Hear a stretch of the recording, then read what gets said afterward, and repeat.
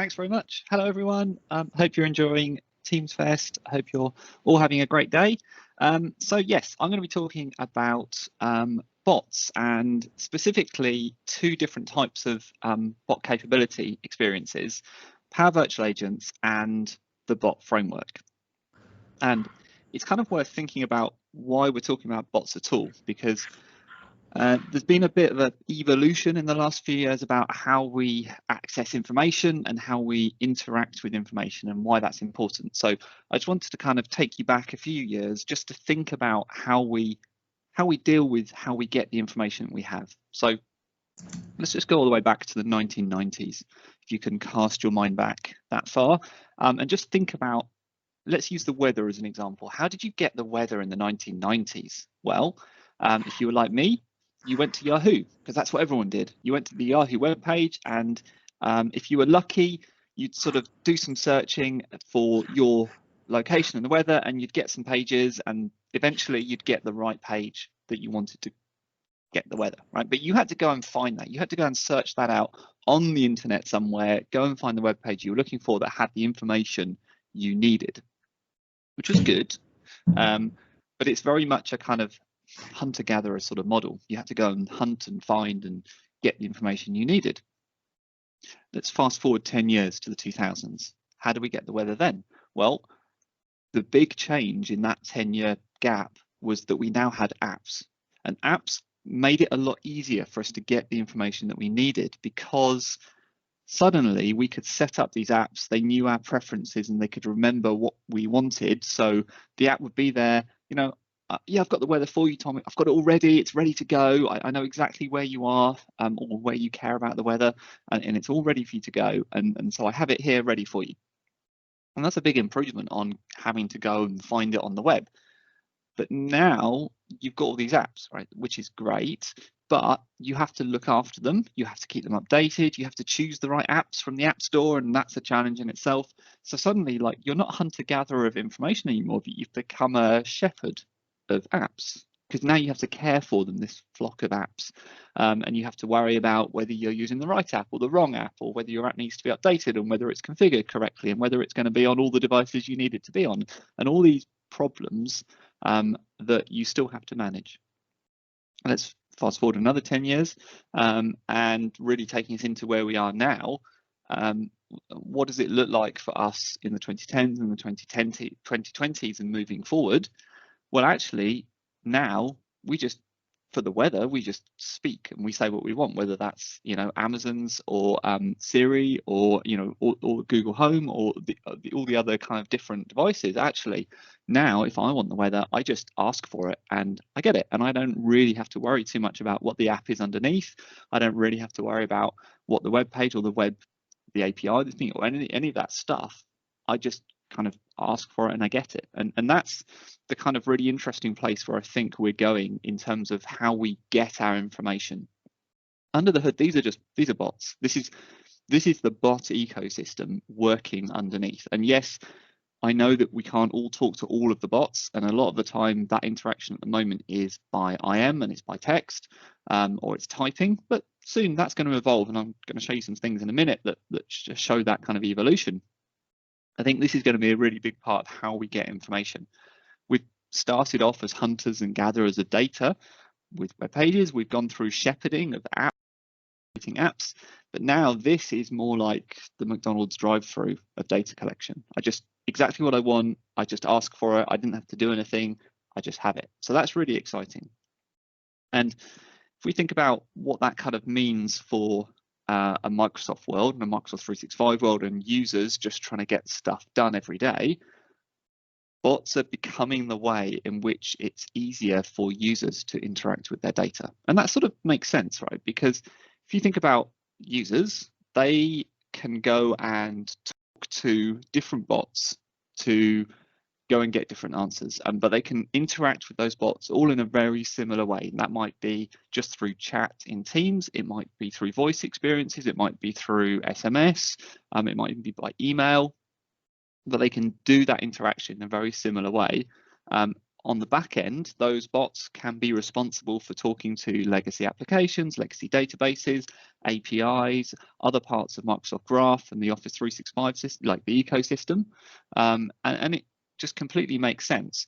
What makes even more sense is if all of those bots are easy to access in something like Teams, which is where users are spending all their time anyway. So if you are responsible for keeping your users productive and keeping them happy, making it easy for them to access their data in Teams via bot makes an awful lot of sense, because you can now bring that legacy information from third-party applications and legacy databases and stuff, you can bring it into Teams. Okay, so at Ignite last year, so not Ignite 2020, Ignite 2019, Microsoft announced 2 different ways in which you could use graphical interfaces to create bots. So a bot framework composer and also Power Virtual Agents. Both were announced at the same conference, which was kind of confusing. But the natural question then is, well, which one should you use? And we're going to look at both of them. I'm going to show what each one is good at, and then hopefully bring it together at the end to give you some kind of pointers and ideas for when you might use which one. So let's look a little bit at the bot framework. So bot framework has been around for quite a long time now. It's a Microsoft technology. It's separate from Microsoft Teams. It's its own thing. It lives in the Azure world, and it's a platform for building bots. The way it works is that you build your bot against the bot framework system. You don't build it against Teams or any other particular service. You build it against bot framework, and then you simply enable your bot for the channels you want it to appear on. And one of those might be Teams, it might be Skype for Business, it might be Twilio, like SMS, it might be Slack, it might be, you know, all of these other places where users are. It might be Facebook Messenger, it might be email. You might want to embed it in a web page. The point is, you don't need to write separate bots for all of those systems. You just write it once against the bot framework, and then you can simply enable it for those different channels. And as a developer, that's great, because it means I don't have to worry about making it work on all these different platforms, all these different channels, how they work with it and interact with each other, and all these other horrible things. I can just write it once. It works really well with cognitive services. So Azure has a very rich cognitive services platform. So what does that mean? It means APIs that you can hit to do translation, APIs that you can hit to work out the sentiment of what somebody has said, whether they're happy or sad, things to figure out the intent, so natural language processing. So given a sentence that a user's given me, what do they actually want to get done? Are they trying to book a calendar appointment, or are they trying to figure out when the next bus to, you know, the park is or something? And bot framework works really well with those services and comes with a whole load of SDKs and templates. It's a really nice kind of ecosystem. New to that as well is support for Google Home and Amazon's Alexa. So that's super interesting. So I did I already had a bot I'd written for doing Teams presence, right? So you could hit this bot and it would tell you what my presence status was. As soon as the Amazon integration was announced, I went to the configuration for that bot. I enabled the channel to make the Amazon skill work.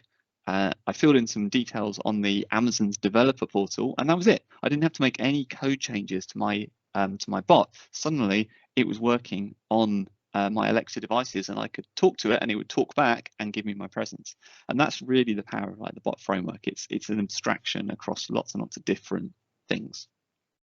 So I said it's been around for quite a long time. Thinking about the weather, because we've just been talking about the weather and how we get the weather has evolved. If you think about a simple bot to get the weather, that's quite a nice example, because really all it's doing is gathering some information from the user and then calling an API.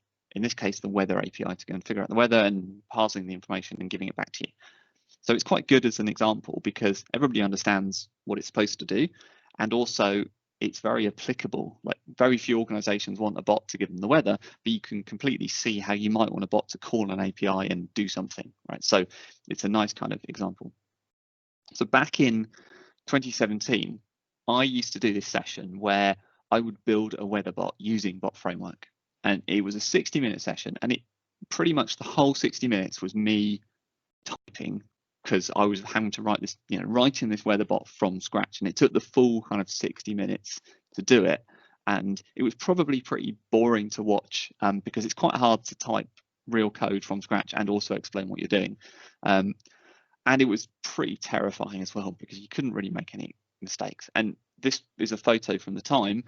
It was kind of so much code, I had to bring my own keyboard to go with the laptop to those sessions to do it, because there was that much typing. So yeah, that's a photo from me having just given a session like with my keyboard. So the reason I'm telling you this is just a year later, I was given that same session, but the whole thing was a 30-minute session. So the time to build that bot had halved in just a year. So what was the big change that made that happen? It was the integration of Bot Framework into what's called the Azure Bot Service. Okay? And the Azure Bot Service is an easier way to get started with using the Bot Framework. What the Azure Bot Service gives you is a place in the Azure portal to go and create a new instance, which is called a web app bot, and it will create it for you and host it for you in Azure without you having to worry about exactly how that happens. And it gives you a nice place to enable all the channels. It comes with some nice samples as well, so you can start from like a nice EchoBot template sample, so you don't need to figure out how to do all the configuration and the setup. So that by itself kind of cut in half the whole time. Still involved lots of code, as you can see, and it was still probably a bit boring. So fast forward to today, and really building a bot is now, like that weather bot really is now kind of 10 minutes and trivial. And the big thing that's changed now is the Bot Framework Composer. So this is the new UI that you can use to build bots with Bot Framework. It consists of drag and drop parts that you can use to build up a workflow to build your bot. And you can test it as you're doing it, and you can also drop into code whenever you want. So the big, really important thing about this is, yes, it's a nice fancy UI for quickly building up how a bot might work, but at any time you can to actual real code. That's got two advantages. The first is that it makes it much easier to get started, either for quick spikes and proof of concepts that you then want to develop into a real thing. You can start off graphically, just like dragging things around. You can sit with somebody with the business and they can understand the flows because they can see them on the screen. And then when you're ready, you can drop into code and kind of wrap your own process around it, make it,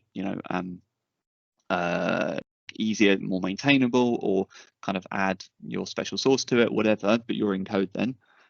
The other really useful reason for being able to drop into code is as a learning experience. So for instance, if you want to know how to do auth, let's say in Bot Framework, well, just go and add the auth, like the sample thing on the slide, on the flow. Just go and add it in as a block, build it into a sample bot, and then drop into code and see what it looks like, right? So you've got loads and loads of options.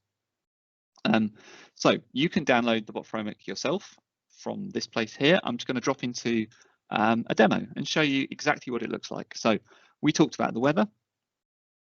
What would a weather, wrong one. What would a weather bot look like? Okay, so this is kind of a fairly basic weather bot, but let's take you through it. This does the same thing as that kind of 60-minute coded exercise does. So I've cheated a little bit. So one of the things Bot Framework Composer works really well with is LUIS, which is Language Understanding Intelligence Service. This is the natural language processing where you can just throw at everything the user said and it will tell you what the intent was.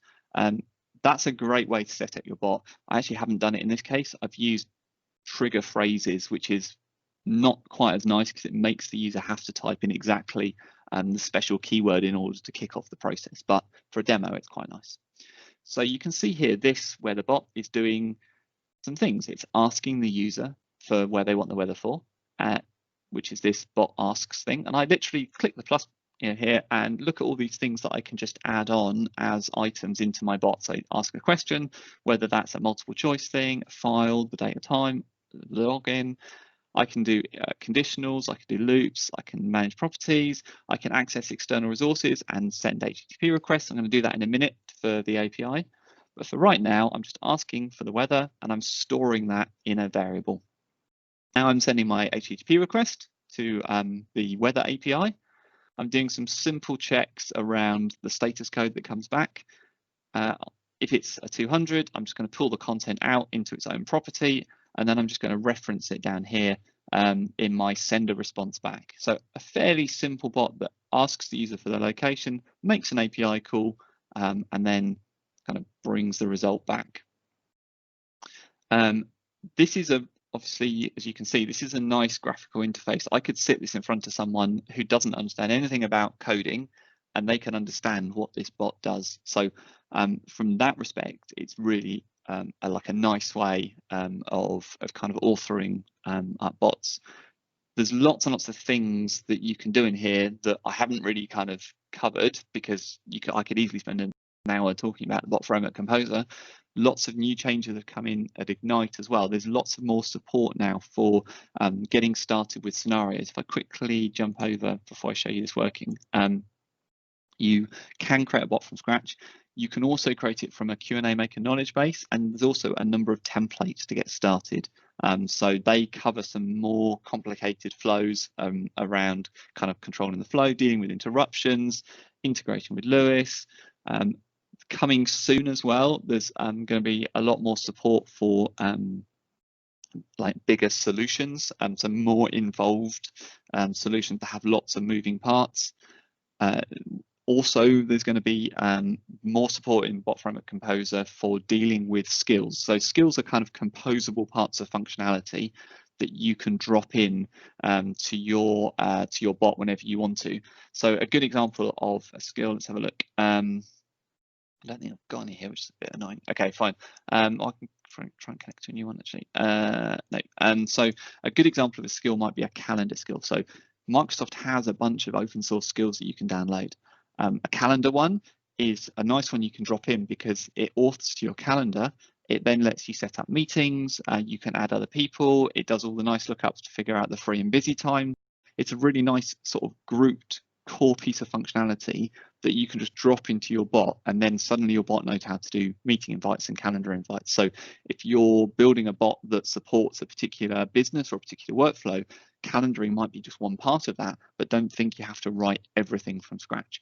And there's lots of different skills, both made by Microsoft and both made by the community, that are available on GitHub as well. So coming back to our weather bot then, so we built this up, fine.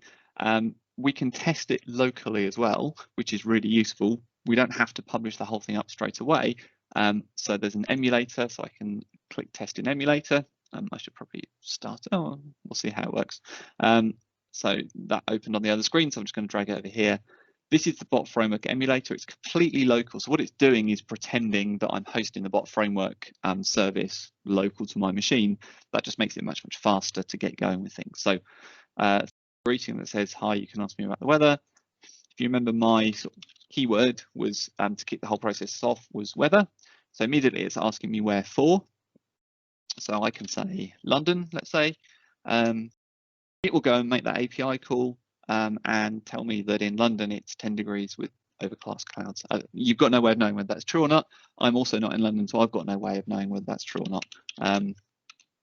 But I am in Norwich, and I also haven't been outside today, so I think that's about right. Like it's not actively raining, it's not actively sunny. I think that's probably about right. So it's making those API calls and bringing the information back, kind of really easy to set up, but you can see how trivial that is from starting with kind of a 60-minute session a few years ago. Now we're down to dragging these UI components around. At any point in time, I can export this as a skill. So I can wrap this up and give it to other developers and say, now you can embed weather functionality into your bots. And I can also just drop into kind of code at any point. I can publish it directly to Azure Bot Service. All that stuff's built into the composer. It's a really nice kind of way now of building bot framework bots. Okay, so that's bot framework. The other thing announced at Ignite 2019, and I think you've had some of this already, so I know you've seen some of this, I think, this morning, are Power Virtual Agents. So they're part of the Power Platform in a way that Bot Framework is not, so they're one of the powers. And this is also a UI for building bots, right? The for me, I think the superpower, if you like, for Power Virtual Agents is that they can directly execute Power Automate flows. That's a really nice integration that they've got going on with Power Virtual Agents and Power Automate. If you have as an organization, if you have lots of flows that you use and that are like an important part of your business process flow, and you have people that build them and understand them, being able to execute them from bots is really powerful, because you can use the bots to gather the information you need to execute the flows, or just as a mechanism of kicking them off, and then have that be the mechanism by which users interact and control those flows. So that's really nice. It's worth knowing, like, it is licensed per tenant. The Power Virtual Agent experience is licensed, but Bot Framework as such is not licensed. The way that works is obviously you're deploying those bits to the Azure Bot Service in your Azure tenant. That's where you'll pay for them, right? So depending on your usage, depending on your traffic, there is a free tier as well. I want to say it's 10,000 messages a month, so it's quite generous. But at some point you may end up paying for the traffic, if you like, of dealing with the bot service, whereas Power Virtual Agents is licensed in a bit more upfront way, like a set amount for a set number of sessions. Power Virtual Agents is a much more no-code solution to building bots. You can't really drop into the code that makes up Power Virtual Agents. It is you build it on the screen. Like I say, you can call out to those flows. You can publish those bots to teams in the same way that you can via Bot Framework. You can also publish them to Skype online. Again, it's via the Azure Bot Service. So there's a bit of a hint there that I'm going to come back to, that under the hood, they're quite similar things. So what would it look like to create a weather bot using Power Virtual Agents? Well, there are lots of existing topics that you can use with Power Virtual Agents. So they're a bit like skills for Bot Framework. They encapsulate functionality that already exists, and you don't have to reinvent the wheel. You can see some of those on the screen. They're quite focused towards business. There isn't actually one for making the weather, which is understandable perhaps. So we can make one from scratch. And so how's that going to work? Well, I still need to ask a question to say where do you want to get the weather for. What's nice with Power Virtual Agents is that I can say I'm actually asking for a city, and I can use one of these identifiers, and there are identifiers for different things like dates and times and numbers, and city is one of them, country, people's names, things like that. And that uses some, the artificial intelligence and the machine learning of the Azure platform to know what a sensible city input is and what a sensible city input is not. So that helps you get good quality data. And then I'm going to send a message back saying, hang on, I'm getting you the weather. And then I'm going to call an action. And what I'm going to do is create a flow. I've already created one, as you can see on the screen, and that flow is going to do that part of just making that API call and bringing back the weather. So let me just show you that. So this is now just a Power Automate flow that takes the input from Power Virtual Agents, executes the HTTP call, does the parsing in JSON, and then returns the same message. And this is a really similar setup to what I was doing in Bot Framework, and that's really just so you can see how the two things compare with each other. And so that's what that looks like if I was to execute that in Power Virtual Agents. Kind of exactly the same experience for users, just set up slightly differently.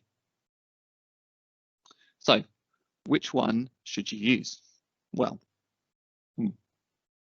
the answer is you've got to think about what you're building and who you're building it for, and there's a lot of different considerations. So if you are building something that is core to your business, that is very bespoke, that is maybe going to evolve over time, and that you're putting a team of people on to build, you probably want the functionality, the customization, and the extensibility of something like Bot Framework. However, if you have a bunch of empowered citizen developers who just want to get stuff done, and why not use Power Virtual Agents to kind of streamline that process? Power Virtual Agents will probably be a lot faster to execute than Framework. You do have to consider the cost. There's an onboarding cost to using Power Virtual Agents that isn't necessarily there with Bot Framework in the first instance, and also long-term maintenance. Who's going to be looking after these, and are the people creating them going to be the people looking after them in 6 months, a year, 2 years time, when they've become core to how your business runs and the operation of your business? And what's interesting is that the Bot Framework Composer has added like an extra kind of mix to that, where you kind of it's a little bit further towards the speed of execution, because actually you've got a UI now that developers and the business people can sit down alongside. Developers can onboard much quicker. New developers can onboard much quicker to this world because they can see in a nice workflow what bots do, and what the outcomes are supposed to be and how it's supposed to work. For Power Virtual Agents, great for doing proof of concepts, great for doing feasibility studies, understanding quickly whether something is worth investing the time to build in great detail, maybe again then using Bot Framework. So yeah, it very much depends on what you want to do. Like it depends on it depends on all these factors, and it depends on the skill, the skills that you have and the skills your organization has, whether or not you want that completely hands-off experience on the far right-hand side of, just using a host, essentially a hosted service, or whether you want the flexibility that comes with using something like Bot Framework, which means you have to get your hands dirty with code, but you've got ultimate control. Or there is a third way, which is to use both. So under the hood, both these models are based on what's called the adaptive dialogue, which is the mechanism by which we deliver messages to users. So if you've ever noticed in bots that your interaction with bots doesn't just have to be with text, adaptive cards are a really richer way of giving users. It's the thing that lets you embed images, have different titles, different layouts, have buttons. All of those things are serviced by the adaptive cards, adaptive dialogue system. Both Power Virtual Agents and Bot Framework share that as a communication layer. So that's really useful for if you're jumping between them, because you haven't got to worry that the stuff you're building in one is going to render completely different in the other. The other really interesting part about this is that both models actually use skills under the hood. So the thing I talked about in Bot Framework as skills, Power Virtual Agents also use that. What makes this really interesting is that you can actually combine skills from one and the other. What do I mean by that? It means that you can build a skill in Bot Framework and expose it in Power Virtual Agents. So let me just go over that again. The weather bot that I built in the Bot Framework Composer, that I built with code that I might then, export, drop into actual real code, finesse, test, put unit tests around, build out, maintain with an IT team, I can wrap that in a skill and then expose that to Power Virtual Agents so that my citizen developers in the business can quickly just drop that in as a skill when they're building bots in Power Virtual Agents. So that is a really nice fusion of the two, where your IT teams are able to use the full power of Bot Framework to create solutions that are right for your business, that are exactly tuned to the process flows and the information and the outcomes that you're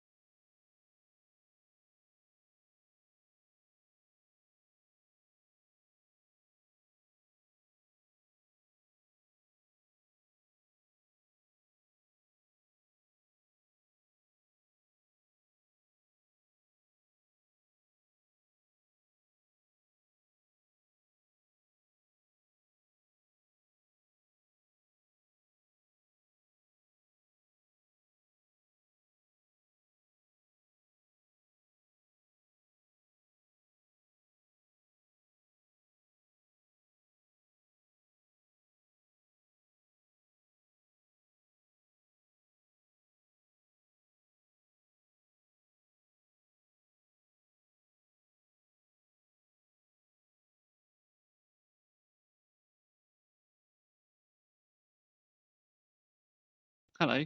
Sorry, no idea what happened there. I dropped out. Internet problems, I guess. I'm not quite sure when I dropped out, so let me.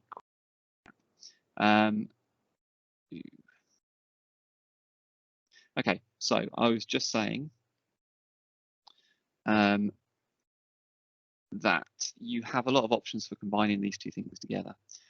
You can use the skills that you build in Power Virtual Agents, and then you can reference them in, you build them in Bot Framework, and you can then reference them in Power Virtual Agents, and that's kind of really powerful.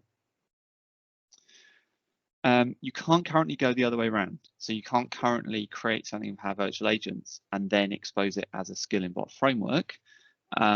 There are a couple of different ways you might try and get around that if you really want to. I don't think it's particularly advised. You could sort of maybe use Dispatcher to reference a Power Virtual Agents bot from Bot Framework if you wanted to.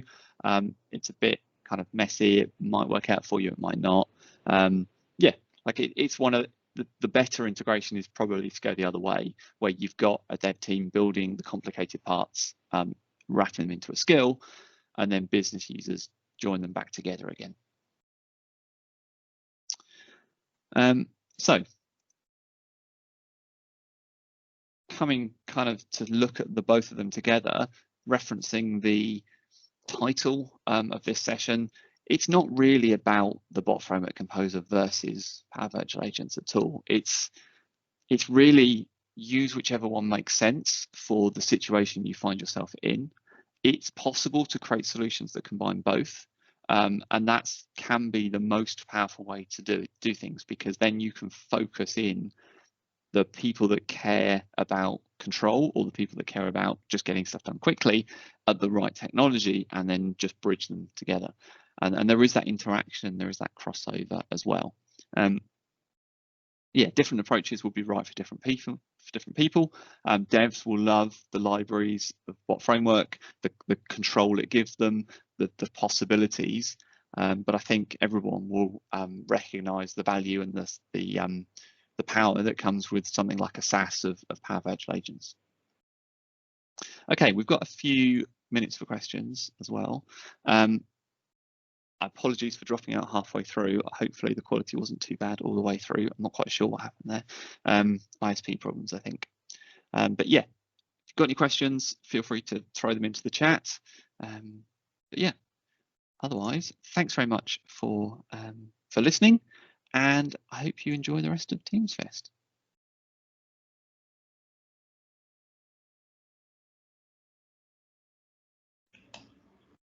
That's great, Tom.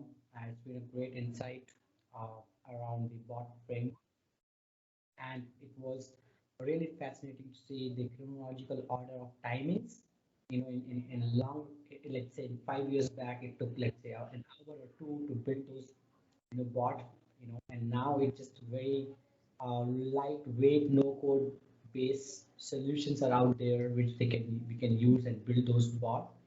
And definitely it's a great add-on to us to extend Microsoft Teams to the bot framework level with the use of PBA and Azure. Cool. There is a question actually from Sakari. So there's a previous session with Thomas in it, who I think he probably, he said that Power Virtual Agents don't need a license, so he may well be more up to date if stuff has changed really recently that I don't know about. There is some changes coming with Project Oakdale, which is what's called Dataflex before. You're not allowed to call it Dataflex. So that is worth checking and looking into. I'm just going to look and see if it's really easy to answer right now with a web page or anything to see if the licensing. I think it depends what you want to do. It depends on your Microsoft subscription as well, I think. Okay. So Wim has got the thing I wasn't sure about. I was trying to find a reference for. If you're doing it straight into Teams, you don't need a license. So that's definitely worth looking into. If you're writing bots that only interact directly with Teams, then that's definitely that's where you go for that, basically. Yep. Cool. Is there a repository of skills that already exist? Yes, there absolutely is. So the bot framework, let me find the link. It's on one of the other slides, but it's probably just easier for me to find it now. There is a list of both community and Microsoft ones. So let me put the link in here. So these are sort of the Microsoft ones. The repository, you've got the calendar skill in there. There's an email one. There's some automotive ones as well, hospitality, music, news, all the rest of it. So they're also really good as sort of ways to figure out how to build stuff and how to learn stuff, because they're all open source as well. They're all on GitHub.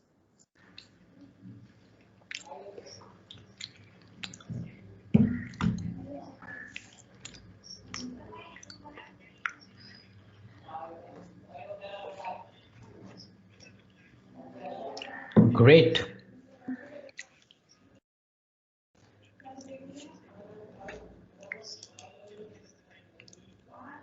Let's wait if we have any further questions, or please, I would appreciate everybody if you have more questions, please join in our virtual launch where we have a great speakers lined up so that you can always have a detailed discussions with them around your scenarios, because every scenario is different, the policies is different. I know that APAC and Americas are different in terms of GDPR, their data. So I think the speakers are available there. If you just tag them, they would get a notification. They will be right available there. So thank you very much again.